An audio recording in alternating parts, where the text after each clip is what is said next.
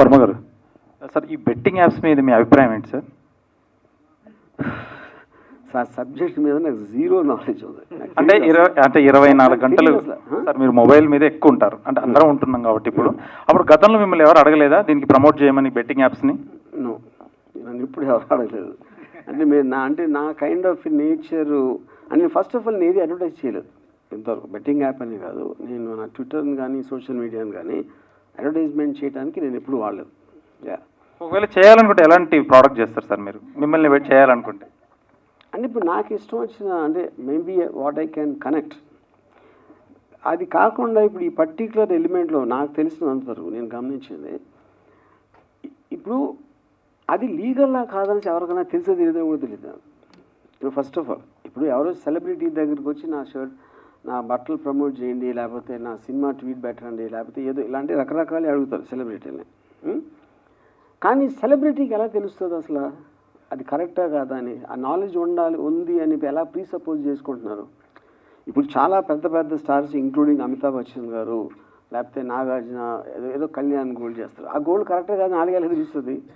So that is a separate this thing. So ఆ clarity అనేది even the government are the concern department should give. ఇలా చేస్తే తప్పు అని అది ఎడ్యుకేట్ చేయకుండా గవుక్కున ఒక ఐడియా వచ్చేసి ఎన్ఫోర్స్ చేయడం అనేది కరెక్ట్ కాదని నా ఫీలింగ్.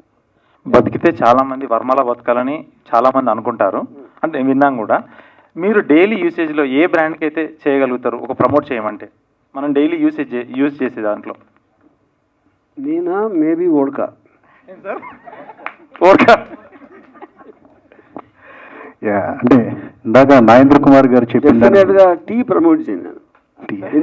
టీ ఎందుకంటే నాకు టీ ఎందుకంటే ఫర్ సమ్ రీజన్ నాకు ఇష్టం లేదు. ఇందాక నాగేంద్ర కుమార్ గారు చాలాసేపు మాట్లాడారు, సమాజానికి ఏదో చెయ్యాలని వర్మ ఈ సినిమా తీశారన్నట్టుగా మాకు అర్థమైంది. అంటే ఒక మెసేజ్ ఏమైనా ఇవ్వదలిచారు ఈ సినిమాతో? ప్రతి సినిమాలో కూడా మీరు తీసుకున్న సబ్జెక్ట్ మ్యాటర్ బట్టి ఎంతో కొంత మెసేజ్ అనేది ఉంటుంది. అది ఎంత స్ట్రాంగ్గా మీరు ఇచ్చారు, ఎలా ఇచ్చారు, రుద్దారా లేకపోతే ఒక సటిల్గా చెప్పారా అనేది ఉంటుంది. కానీ ఇప్పుడు ఈ సినిమాకి వచ్చి మాత్రం 100% మెసేజ్ అనే మాట వాడను, but it will alert the people. ఇది చూసిన వాళ్ళు రేపు పొద్దున్న ఒక అమ్మాయికి ఇలాగా మన సత్యాలాగా ఎవరైనా మెసేజ్ ఇస్తే అమ్మాయి ఒకవేళ ఈ సినిమా చూస్తుంటే ఎంతో కొంత చిన్న జాగ్రత్త పడటానికి అవకాశం ఉందని నా ఇంటెన్షన్. సో సోషల్ మీడియాని ఇన్ఫ్లుయెన్స్ చేయడానికి ఉపయోగించవచ్చు, కానీ దానివల్ల ఇన్ఫ్లుయెన్స్ అవ్వకూడదనే విషయాన్ని మీరు నమ్ముతారా? ఇప్పుడు ఫైనల్గా social media is boiling down to నా దగ్గరికి వచ్చిన ఒక థాట్, ఒక ఇమేజ్, ఒకటి ఏదైనా. సో అది మీరు ఇన్ఫ్లుయెన్స్ అవ్వటం అనేది మీకు దాని మీద ఉన్న అవగాహన ఒకటి. రెండోది మీరు కౌంటర్ చెక్ చేసుకుంటాం ఇది ఫ్యాక్టా కాదా అని.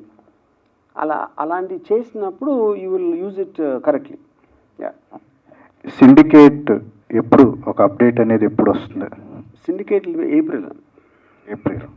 ఓకే.